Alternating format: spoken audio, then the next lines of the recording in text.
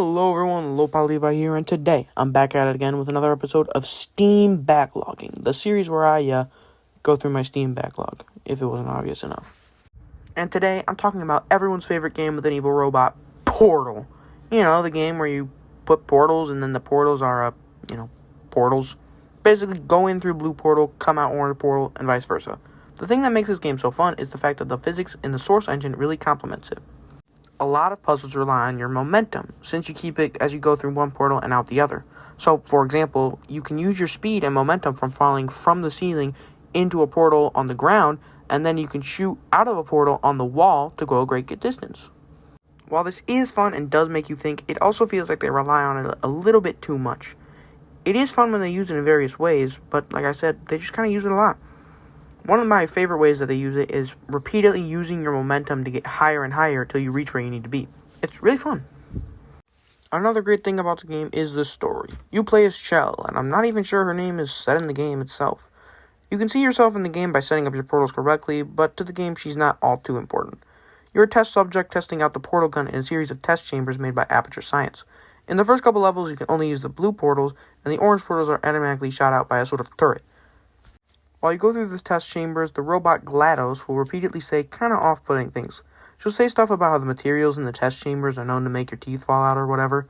Please be advised that a noticeable taste of blood is not part of any test protocol, but is an unintended side effect of the Aperture Science Material Emancipation Grip, which may, in semi-rare cases, emancipate dental fillings, crowns, tooth enamel, and teeth. I wouldn't pay attention to that. Doesn't really matter. But stuff like that is the reason I really like the game. It has a really nice and kind of creepy atmosphere without being overly scary. Eventually, after about the 20th test chamber, at the end you're being sent down a platform on a track into fire to apparently melt the portal gun. You narrowly escape, much to the dismay of GLaDOS. What are you doing? Stop it. You're pleased that you made it through the final challenge where we pretended we were going to murder you. We are very happy for your success. But she tries to play it off.